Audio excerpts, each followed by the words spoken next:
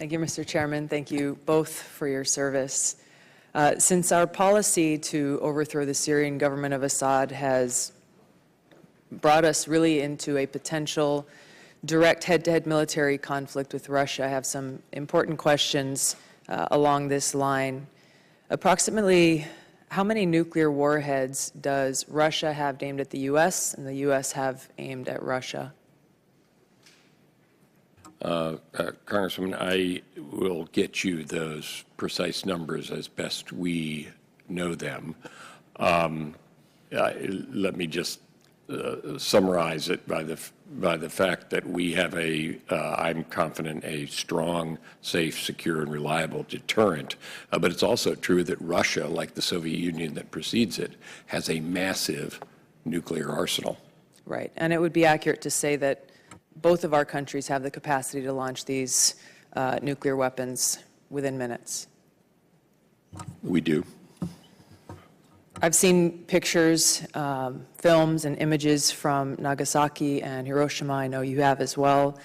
And I presume you would agree with me that nuclear war would be devastating to the American people. The amount of suffering that it would cause and the devastation to our families, our children, our communities, our planet, our future generations is difficult to imagine. So I'm wondering if there's been an assessment on how many lives would be lost and the damage that would be done if this nuclear war between our two countries were to occur. Congresswoman, I've been doing this for a long time, including during the Cold War, and working on nuclear weapons since the beginning of my career. To answer your question, there have been estimates made right along when there was the Soviet Union, then a Russia, and it's a very simple story. It is, as you say, nuclear war would be a absolutely unprecedented and result in catastrophic destruction. That is why deterrence is so important. That's why prudence in the field of nuclear matters by leaders all over the world is so essential. So the fact that we now have our F-15s patrolling the Turkey-Syria border with that primary air-to-air combat operation, there's no air-to-air combat against ISIS. They don't have any air assets. So I can only presume that the purpose of these planes would be to target Russian planes. Is that accurate? Congressman, let me answer the point you began with, which is we have a different view, a very different view from Russia about what would be constructive for them to do in Syria. We have that disagreement. We can't align ourselves with what they're doing. We're opposing and want them to change what they're doing in Syria. That's not the same as the United States and Russia clashing. I think that the chairman and his counterpart in Russia just talked yesterday about making sure that we didn't, by accident, have any incident involving U.S.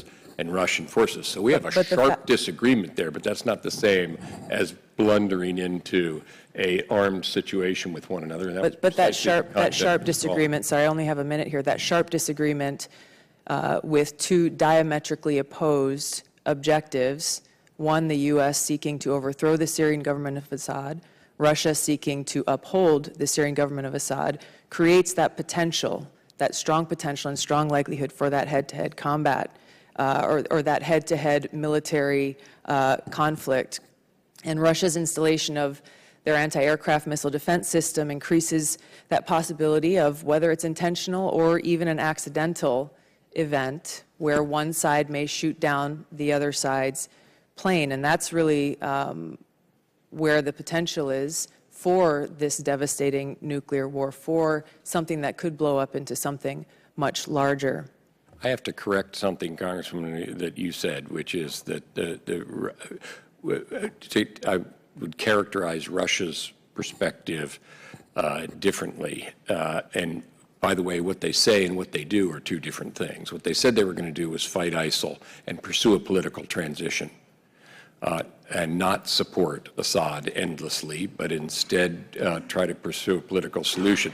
What they've done militarily has had the effect of supporting Assad, no question about it, and they haven't gone after ISIL. They've gone after moderate. That's our source of disagreement. We're having that disagreement and trying to get them to come around. That is what Secretary Kerry's doing, to a more reasonable and constructive position. But at the same time, as the chairman's efforts indicate, we are, and the Russians agree with this, intent upon avoiding an accidental situation in the air over Syria.